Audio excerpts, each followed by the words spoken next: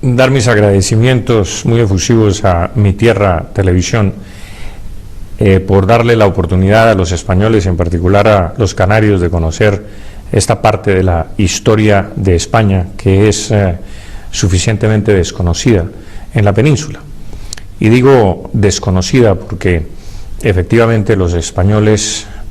se han perdido de esta fascinante historia de guerra, historia de una batalla que verdaderamente le dio lustre y gloria a las armas españolas. Se trata de la otra armada invencible que puso Inglaterra en la mar para conquistar el imperio español en América, armada que se suponía iba a lograr lo que Felipe II no pudo hacer con su armada invencible en la conquista del imperio inglés. Los ingleses armaron una flota inmensa de 180 naves que deben, por supuesto, contrastarse contra las 126 naves que armó Felipe II para la invasión de Inglaterra. Pues esta invasión se iba a llevar a cabo en Cartagena de Indias con 180 navíos que pretendían estrangular la yugular de los abastecimientos y de la ruta del tesoro a España para rendirla, para humillarla, para doblegarla a las pretensiones de los británicos. Así las cosas, todo empezó porque un capitán de apellido Fandiño capturó un barco inglés que llevaba contrabando en las aguas de la Florida. Capturado el barco y hecho el abordaje, el capitán español procedió a cortarle la oreja al capitán del navío inglés de apellido Jenkins. Este señor Jenkins se paseó por la corte inglesa exhibiendo la oreja que llevaba en un frasco, habló con todos los parlamentarios de la época, mostrándoles el horror y el salvajismo de los españoles. Hasta que un parlamentario, William Pitt, le hizo caso. Era un parlamentario joven que iniciaba su carrera, quería lucirse y encendió los ánimos de Inglaterra contra España, hasta que finalmente Inglaterra decidió declararle la guerra a España. Para conquistar el imperio español, los ingleses pusieron, como ya dije, en la mar 180 navíos al mando del almirante Vernon. Así las cosas, llegaron los navíos a Jamaica, se establecieron allí mientras hacían todos los preparativos y llegaban otros barcos de guerra a reforzar esos preparativos. Y los españoles, avisados de que Inglaterra tenía planes de conquista del imperio, que era esencialmente conquistar Cartagena de Indias, porque Cartagena era un puerto que daba abrigo a las naves españolas, era un puerto importantísimo que se llamaba la llave del imperio, porque ahí se abrigaban, por así decirlo, las naves españolas de los temporales de las Antillas, etcétera, pero además se recogían todos los tesoros que provenían de Sudamérica, del Perú, del Alto Perú, del Potosí, toda la plata, el oro que se recogía en la Nueva Granada también, se acopiaban en Cartagena de Indias, allí se recogían por la armada, los galeones de la carrera de Indias, se llevaban a Veracruz, en Veracruz se recogían los otros tesoros provenientes del Virreinato de México, o de Nueva España que se llamaba en ese entonces, y de allí paraban en La Habana como último puerto y procedían de La Habana hacia Cádiz. Pues eso era lo que ambicionaban los ingleses. Los ingleses ambicionaban conquistar a Cartagena, penetrar profundo en la Nueva Granada, conquistar Santa Fe de Bogotá, seguir al Perú y cerrar la llave de abastecimientos del Imperio Español. Pues los españoles, avisados de estos planes, enviaron una gran flota al mando del almirante Torres, una flota franco-española, para cautelar y vigilar, por supuesto, las playas de Cartagena, pero finalmente el ataque no se realizaba y los franceses, que no tenían puertos de abastecimiento en las Antillas, finalmente decidieron regresar a Francia. En vista de que el ataque no se realizaba, los españoles pues movieron su flota a Santa Marta. En Santa Marta esperaron y esperaron y el ataque no se realizaba. Finalmente decidieron irse a La Habana con vistas a que de Cartagena les avisaran si la flota inglesa llegaba mediante un correo, y esperaron en La Habana y efectivamente el ataque no se realizó. Finalmente el almirante Torres, que estaba al mando de la flota española, pues regresó a España y Cartagena quedó sola, abandonada y a su suerte. Cartagena estaba defendida por 2.600 españoles que tenían a su vez 6 barcos de guerra. La entrada a la bahía de Cartagena estaba protegida por una boquilla, es decir, una estrecha garganta que se abría al interior dando paso a una enorme bahía, pero era el único punto por donde podían penetrar las naves inglesas en caso de un ataque. Esa boquilla estaba a su vez cerrada por una cadena que don Blas de Leso, que era la persona que había mandado España a defender el imperio, defender Cartagena de Indias, pues había mandado poner allí. Don Blas de Leso era todo un personaje muy avesado en las artes de la guerra, en las artes de la mar. Procedía de una familia de marineros de Pasajes, Guipúzcoa, donde había nacido, y había perdido su pierna izquierda en 1705, a la edad de 15 años. Se la habían cercenado a palo seco, como decimos, sin anestesia, porque entonces no había anestesia. Se la habían cercenado. Ese niño de 15 años había aguantado con tal valentía, tal estoicismo, esa amputación, que fue recomendado por ese valor mostrado ante esas circunstancias tan adversas a Felipe V, quien le dio una merced de hábito y lo quiso hacer miembro de su corte más cercana, pero aquel niño rehusó porque le tenía tanto amor al mar que no se veía él en la corte española en tierra. Era un hombre de mar y en el mar quería permanecer. 2 años más tarde pierde también su ojo izquierdo en la batalla de Tolón, y 4 años más tarde pierde su brazo derecho, le queda inutilizado en otra batalla. Se había distinguido muchísimo, había hecho la guerra contra los moros, había capturado la fortaleza de Orán, había rescatado Mallorca, en fin, era un marino de muchos quilates. Por tanto, distinguido muchísimo, había hecho la guerra contra los moros, había capturado la fortaleza de Orán, había rescatado Mallorca, en fin, era un marino de muchos quilates. Por tanto, España lo había enviado a la defensa de Cartagena de Indias. Por supuesto, ustedes se podrán imaginar que cuando llega a Cartagena de Indias este personaje, sin una pierna, con una pata de palo, sin un ojo y sin un brazo, pues los cartageneros dijeron, pero ¿cómo nos van a mandar a este señor a defender el imperio? Si este no es un hombre, sino un medio hombre. Pues este señor medio hombre resultó hombre y medio a la postre. Don Blas de Leso fortificó, ayudó a fortificar a Cartagena de Indias de una manera admirable. Cartagena, les quiero comentar, es un bastión, quizás la fortaleza más grande que se haya construido en el mundo occidental. Aún hoy las fortalezas de Cartagena de Indias, los castillos, las murallas que existen en la ciudad y los fuertes que la resguardan, son considerados por los expertos militares como obras maestras de la ingeniería militar española. De tal suerte que cuando los ingleses finalmente deciden atacar porque ven que la armada española se ha ido, la armada francesa también se ha ido y los cartageneros están solos, con 2.600 hombres defendiendo la ciudad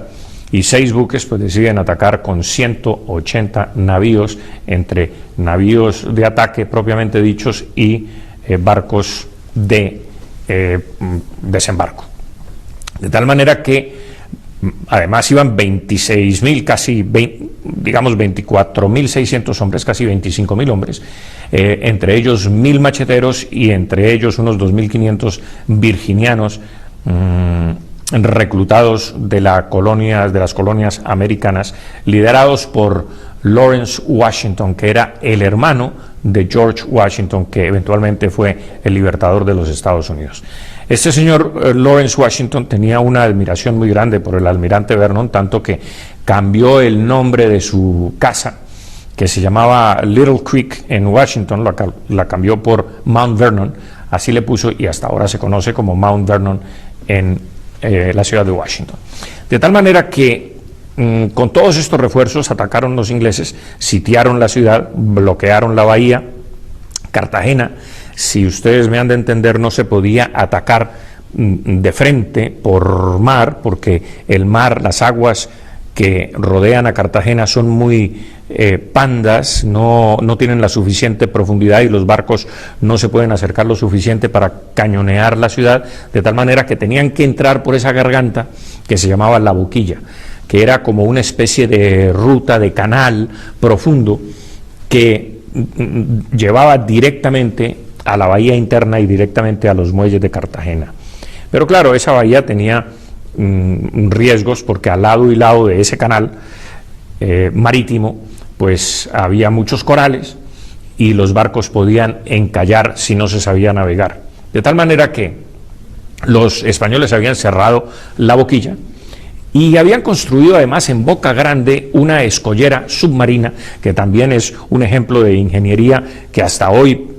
subsiste, porque resulta que por la gran boca de entrada a la bahía, aún hoy los barcos no pueden penetrar por esa escollera submarina que habían hecho los españoles para que solo pudieran entrar los buques por La Boquilla y no por Boca Grande, que era supuestamente por donde mejor se podía navegar. Pero claro, las necesidades de la defensa requerían que se hiciera allí un dique submarino para impedir que barcos de gran calado pudieran penetrar por la bahía, de tal manera que se pudiera defender Cartagena de Indias con mucha más solvencia que de otra manera hubiera sido posible. Así las cosas, Vernon asedió la ciudad, comenzó a cañonear La Boquilla con todas sus naves, le metió 18.000 disparos de cañón, fue una guerra espantosa, desembarcaron artillería. Es allí donde Blas de Leso se enfrenta con el virrey Eslava, que era el comandante político y administrativo de la plaza de Cartagena de Indias. El virrey Eslava se enfrentan por temas de diferencia de opinión respecto de las defensas, de la estrategia de la defensa de Cartagena de Indias. Blas de Leso estaba seguro que los ingleses iban a atacar por La Boquilla, mientras que el virrey Eslava decía que iban a atacar por la parte este de la ciudad, por un punto perfectamente casi que imposible de atacar, porque las marismas los pantanos y los humedales que había en la zona pues no permitían que se desplazase con velocidad las baterías enemigas para llegar hasta la ciudad y asediarla. Pero de alguna manera los espías españoles que estaban situados en Jamaica habían dicho que era por allí donde Vernon quería o iba a atacar, y efectivamente el plan inicial de Vernon era atacar por donde decía el virrey y no por donde decía don Blas de Leso. Lo que sucede es que Vernon cambia de opinión una vez que comienza a inspeccionar cuáles son las defensas de Cartagena de Indias y cuáles son los problemas a los que se enfrentaría si atacase por el lado este de la ciudad y no por el oeste donde estaba La Boquilla. De tal manera que el virrey creía firmemente que era por allí y puso todos sus efectivos militares, la mayor parte de sus efectivos militares, para controlar el desembarco inglés por lo que se llamaba la Boquilla. De tal manera que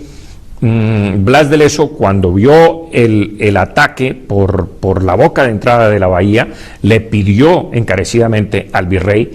que le mandara refuerzos, pero el virrey, convencido que el ataque principal se iba a efectuar por el otro lado, no le envió los refuerzos suficientes y como consecuencia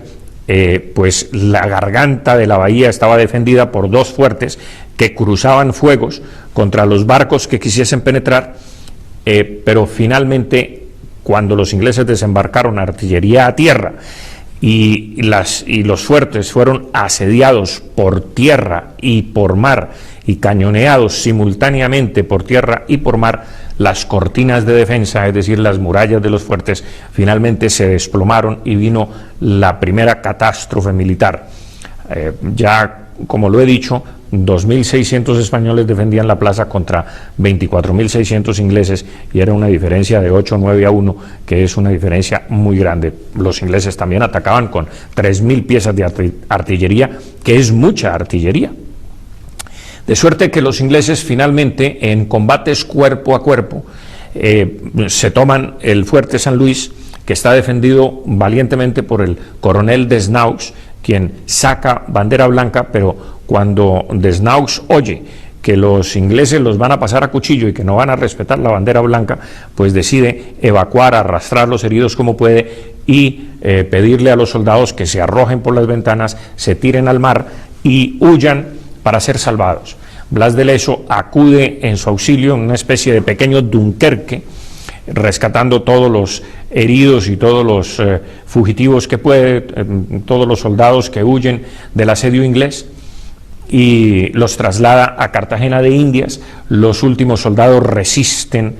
valientemente en el fuerte. Viene el combate cuerpo a cuerpo. Los españoles son digamos sobrepasados por esa marea humana que amenaza con matarlos a todos. Blas de Leso bombardea los fuertes, aún sabiendo que hay españoles allí defendiendo hasta última hora para que otros puedan huir. Sin embargo, pues la guerra es así de cruel, hasta que finalmente los últimos españoles son rescatados de manos de los ingleses, huyen y se van hacia Cartagena de Indias. Es decir, el primer anillo de defensa de la ciudad de Cartagena ha sido roto. De la ciudad de Cartagena ha sido roto. Los ingleses penetran profundo en la bahía, establecen su cuartel general muy cerca ya de Cartagena de Indias, en el segundo anillo de defensa, que está conformado por otra pequeña boca con dos fuertes al lado y lado, y allí es donde Blas de Leso vuelve a enfrentarse con el virrey, porque Blas de Leso dice que es necesario que sus buques, los que le quedan, que ya no son más que 2 buques, porque los demás han sido hundidos en la boca de entrada, pues pide que estos 2 buques hagan la defensa, la última defensa de Cartagena, pero el virrey dice que es necesario hundir esos buques para que los ingleses no pasen por encima. Pero ya Blas de Leso había medido la profundidad del mar y le decía al virrey que era imposible, que los ingleses pasarían por encima porque las aguas eran muy profundas en ese punto. El virrey no hace caso, ordena hundir los buques de don Blas de Leso. Blas de Leso le dice que él es un enemigo de la Armada Española, y eso, por supuesto, es una acusación sumamente grave que el virrey tiene en cuenta para posteriores desarrollos que ustedes se darán cuenta en la medida en que continuemos con el relato. De tal suerte que, efectivamente, tal como lo había dicho Blas de Leso, los ingleses pasan por encima de los barcos hundidos, entran profundo en la bahía, comienzan a asediar ya el último fortín de los españoles, el tercer anillo de defensa, que es el castillo de San Felipe de Barajas, que es el castillo más formidable militar que se haya construido en el mundo occidental. De tal manera que los ingleses desembarcan, acorralan una compañía de granaderos, un portugués que está al servicio de España se pasa al bando contrario con tan mala suerte que es capturado pocas horas después, y Blas de Leso ordena que se le ahorque por traidor, como, digamos, enseñanza para el resto de los soldados, para que nadie vuelva a desertar. Pero el virrey se opone porque el sujeto este está herido, y el virrey se opone y vuelven a enfrentarse, y finalmente Leso pide la baja, el virrey lo destituye, y Leso sigue peleando increíblemente como un soldado raso, porque ya está destituido como comandante militar de la plaza. O sea, con todos estos avatares, con todas estas afugias y problemas, se desarrolla la defensa de Cartagena de Indias y finalmente los ingleses se toman La Popa, que es un sitio, un montículo, un convento que había con más altura que el propio San Felipe de Barajas, desde el cual pueden cañonear al castillo San Felipe de Barajas, y rendido el castillo San Felipe, pues prácticamente la ciudad queda en manos de los ingleses. Así las cosas, don Blas de Leso pues está luchando, se sigue enfrentando con el virrey, los dos no se ponen de acuerdo hasta que el virrey ve la situación tan sumamente grave y perdida para las armas españolas que decide devolverle el mando y confiarle la defensa de la ciudad y del último bastión que queda. Blas de Leso lo primero que hace es ahorcar al portugués, exhibirlo como motivo de aprendizaje, de lección para los otros que quisieran desertar, y manda cavar el foso que circunda el castillo San Felipe más hondo todavía. Lo hacen de noche, vienen en su ayuda mujeres y niños que no están propiamente en el combate y comienzan a cavar ese foso, de tal suerte que las escaleras de los ingleses, cuando lleguen a ponerlas para hacer el asalto final sobre las murallas, pues no les alcancen a coronar la cima de las murallas. Y al mismo tiempo envía dos personajes que fingen ser desertores para decirle a los ingleses por dónde atacar la ciudad. Estos desertores convencen al mando inglés que la ciudad se debe atacar por determinado punto, y finalmente los ingleses son llevados a una emboscada que les tiende don Blas de Leso, y muchos perecen en esa emboscada. Los ingleses efectivamente ponen las escaleras de asalto, llegan a las murallas, pero las escaleras no alcanzan. Los españoles les arrojan bolas de cañón y aceite hirviendo y hasta agua caliente.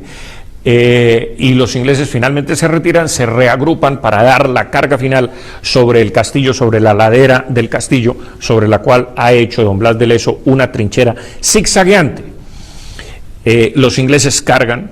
vienen los combates cuerpo a cuerpo, la artillería se hace sentir, pero cuando los ejércitos chocan cuerpo a cuerpo, pues se silencian las artillerías de parte y parte, los hombres están jadeantes, es mediodía, Cartagena es una ciudad calurosa, está en pleno abril y mayo, el calor es enorme, los ingleses están fatigados, y los españoles hacen en ese momento de las 12 del día un toque a oración. Y ustedes se sorprenderán, pero las cornetas españolas tocan a oración, los ingleses se sorprenden porque saben y ya han conocido ese toque, los cañones y los hombres no se enfrentan, los españoles ponen rodilla en tierra, sale el padre Lobo de la ciudad amurallada, reza el Ángelus, don Blas de Leso reza el Salmo 69 pidiendo protección, porque es prácticamente lo único que se puede pedir en unas circunstancias tan difíciles, rodeados de ingleses, con la comida escaseando, ya han matado los últimos caballos, ya no hay cómo comer, los hombres están sedientos, hambrientos, no hay casi munición, en fin. La situación es gravísima, Cartagena va a caer y solo un milagro puede evitar que Cartagena caiga en manos de los ingleses. De tal suerte que Blas de Leso reza ese salmo, vuelven a tocar los clarines de la guerra y los hombres vuelven a chocar, y Blas de Leso en ese momento en que todos están como amorcillados, los ingleses están amorcillados subiendo la ladera, enfrentándose 3.000 ingleses contra 800 españoles, cuerpo a cuerpo, y Blas de Leso ordena abrir las puertas de la muralla del castillo de San Felipe de Barajas al coronel Desnaux para que salgan los últimos 300 hombres, que son las maestranzas de artillería que tiene manejando los cañones, que ya no son efectivos porque los hombres están combatiendo cuerpo a cuerpo, Y entonces Desnaux, el coronel, se sorprende, se opone, le dice, pero ¿cómo se le ocurre abrir las puertas de la ciudad si se nos entran los ingleses? Leso ordena abrirlas y sacar a sus 300 hombres, y efectivamente tienen que cumplir la orden, y sus 300 hombres salen cargando bayoneta calada y cargan sobre los ingleses, que sorprendidos y cansados, pues se abre una brecha en las filas inglesas. Los ingleses retroceden para cerrar la brecha, pero al retroceder se caen, se tropiezan, y lo que es inicialmente un retroceso para cerrar una brecha se convierte en una estampida fenomenal. Los ingleses comienzan a correr ladera abajo, dejando estopas, dejando escaleras, dejando fusiles, dejando cuchillos, dejando todo, corriendo, y los españoles detrás con las bayoneta calada, rascándoles las costillas, matando a los que caen. En fin, viene un desastre militar inglés. Los ingleses intentan abordar las canoas de desembarco que tienen en la playa. Los españoles capturan otra vez el montículo de la popa, el convento de la popa, liberan el asedio que tenían sobre otros dos fuertes, San Sebastián del Pastelillo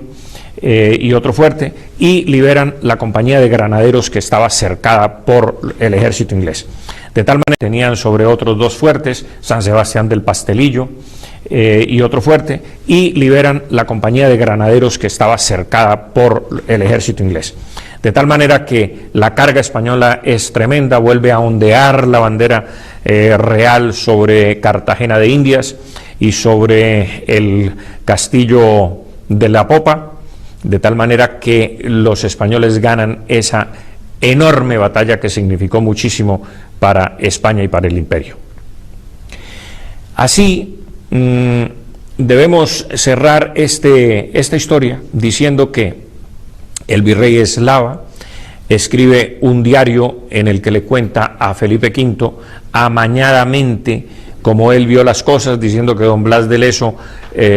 tenía mañas de escritor o achaques de escritor, porque escribía en su diario todo lo que iba pasando, y que entre otras cosas es el diario que yo he usado para reconstruir todos los escenarios bélicos. El virrey le escribe a Felipe V, acusa a don Blas de Leso de incompetente, y finalmente Felipe V envía una carta destituyendo a don Blas de Leso y llamándolo a España para hacerle un juicio de residencia. Pero la carta llega cuando ya Blas de Leso ha muerto de la peste, del tifo que se ha desencadenado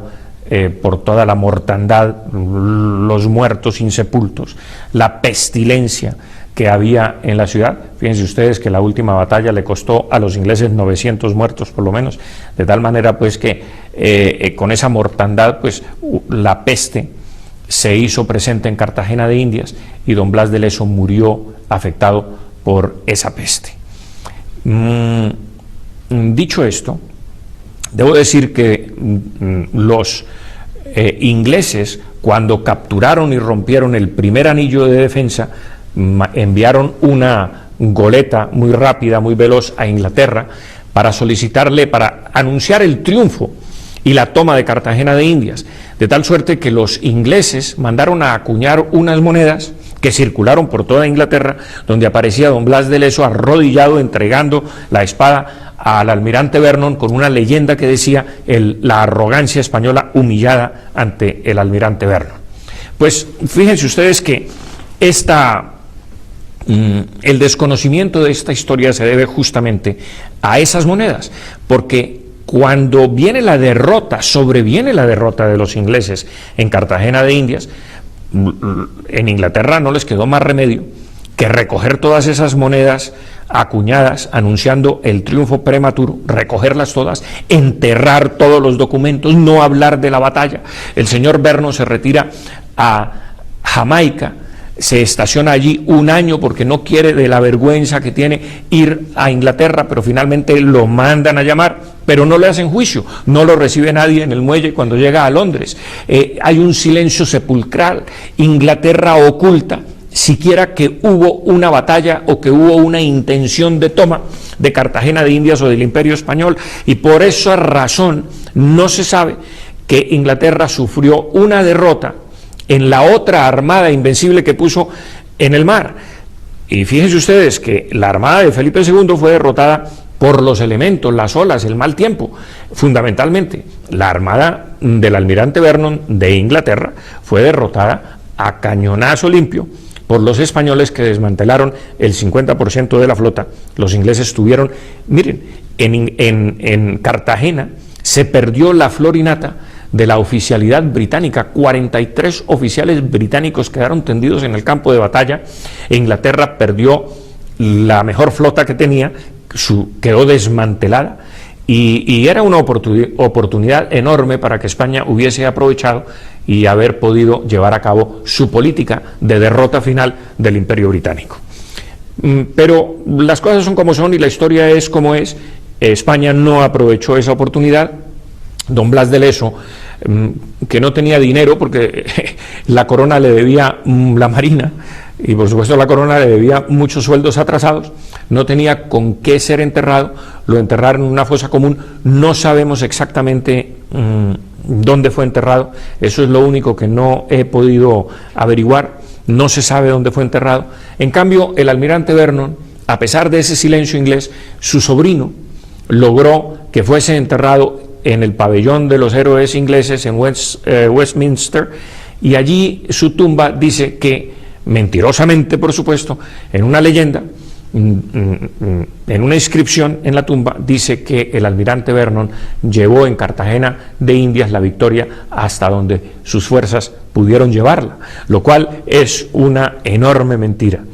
Pero bueno, finalmente Carlos III, ya muerto don Blas de Leso y muerto Felipe V, don Carlos III restituye la memoria de don Blas de Leso y en su hijo mayor lo nombra marqués de Obieco. Esa es la historia que quería contarles, una historia de un héroe de carne y hueso que creía en la defensa de una patria mucho más grande, mucho más importante, de todo un imperio, y no se circunscribía a una parroquia o a defender unos intereses muy locales. Esa es la historia de don Blas de Leso, un héroe de carne y hueso de la historia de España.